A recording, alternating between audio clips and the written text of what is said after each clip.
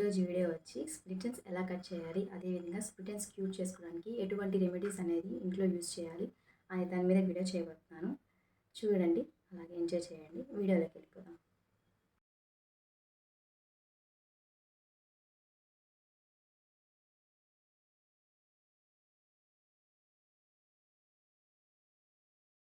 Split ends cut చేసే ముందు బాగా జుట్టుకి చిక్కు తీసుకోండి. ఇలాగ చిన్న సెక్షన్ తీసుకొని ముందు చిక్కు తీసుకొని ఆ తర్వాత టైట్గా రోల్ చేయండి ఇట్లాగా. అలాగే స్ప్లిట్ ఎండ్స్ కట్ చేసామంటే మనకి ఎక్కడ ఉన్నాయో చిన్న చిన్న హెయిర్ అనేది స్ప్లిట్ అయ్యి మనకు తెలియదు కాబట్టి ఇలాగ టైట్గా రోల్ చేసుకుంటే మనకి అవి కొంచెం కొన్ని బయటకు వచ్చి చిన్న స్ప్లిట్ ఎండ్స్ అనేవి మనం ఈజీగా వాటిని చూసి కట్ చేయడానికి మనకి బాగుంటుంది అనమాట.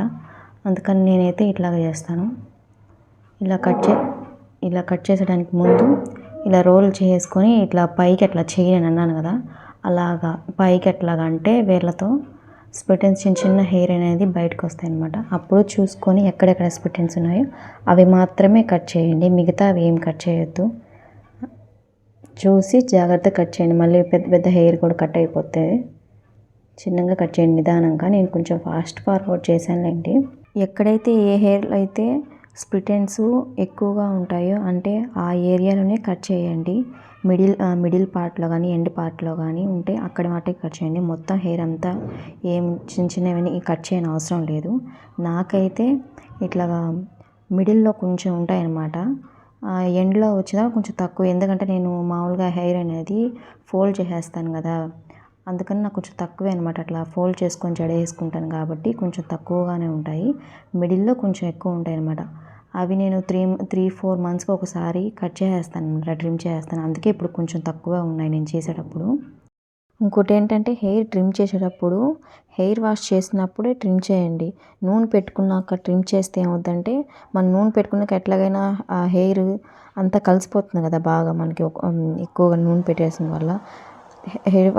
హెయిర్ వాష్ చేస్తే ఏమంటే విడివిడిగా హెయిర్ ఉంటుంది కాబట్టి అప్పుడు మన స్ప్లిట్ ఎండ్స్ అనేది తొందరగా చూసి మనం కట్ చేయొచ్చు. ఇప్పుడు నేను చూపిస్తున్న పిక్లో ఉండేవి ఇవి కొన్ని రకాలన్నమాట స్ప్లిట్ ఎండ్స్. ఒకటి సింగిల్గా ఉన్న హెయిర్ వచ్చి హెల్దీ హెయిర్ అనమాట. ఇది బేబీ హెయిర్ వచ్చేసి ఫస్ట్ సెకండ్ ఉండేది బేబీ స్ప్లిట్ ఎండ్స్ అనమాట. అది స్టార్టింగ్లో చూడండి, ఎడ్జ్లో మనకి హెయిర్ చివరన కొంచెం లైట్గా స్ప్లిట్ అయి ఉంటుంది అనమాట. అది స్టార్టింగ్ స్టేజ్లో అనమాట మనకి స్ప్లిట్ ఎండ్స్ వచ్చేది. లాస్ట్ మళ్ళీ మూడోది వచ్చి వై షేప్లో ఉంటుంది చూడండి, అది బాగా ఇంకా స్ప్లిట్ అయినట్టు అనమాట హెయిర్. ఇంకా మిగతా ట్రీ టైపు ఇంకా చెట్టు వచ్చినట్టు ఒక హెయిర్కి చాలా మొలకలు వచ్చినట్లు ఉంటాయి అన్నమాట.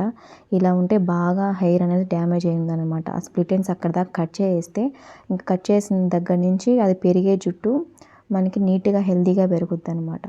నేను ట్రిమ్ చేసిన విధానం వచ్చేసి నా కంఫర్ట్గా నా హెయిర్కి నాకు ఎట్లా తీసుకోవడానికి వీలుగా ఉంటుందో అట్లాగా ట్రిమ్ చేసుకున్నాను అనమాట. మీకు ఎట్లాగా వీలైతే అలాగా చేయండి, లేదంటే ఎవరైనా హెల్ప్ తీసుకురైనా నీట్గా చేసుకోండి. అంతేగాని స్ప్లిట్ ఎండ్స్ లేకపోయినా కూడా హెయిర్ అనేది చిన్న చిన్న కట్ చేసేయకండి, మంచిగా హెల్తీ ఉన్న హెయిర్ని కూడా కట్ చేయకండి.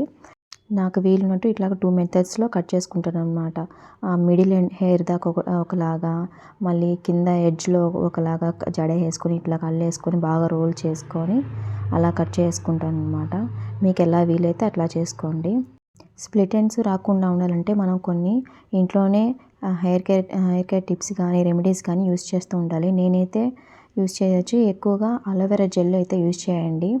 అలోవెరా జెల్ నైట్ అట్లా అప్లై చేసి మళ్ళీ హెయిర్ జడ వేసుకోవడం, లేదంటే కోకోనట్ ఆయిల్ రోజు కొంచెం ఒక ఫ్యూ డ్రాప్స్ అలా వేసుకొని అది అప్లై చేసుకొని జడ వేసుకోవడము, లేదంటే ఎగ్ ఉంటుంది కదా, హెయిర్ మాస్క్ లాగా చేసుకోవడము, అలాంటి కొన్ని హెయిర్ మాస్క్ అనేవి చేసుకుంటే కొంచెం హెయిర్ అనేది హెల్తీగా ఉంటుంది. స్ప్లిట్ ఎండ్స్ అనేవి కూడా తగ్గుతాయి.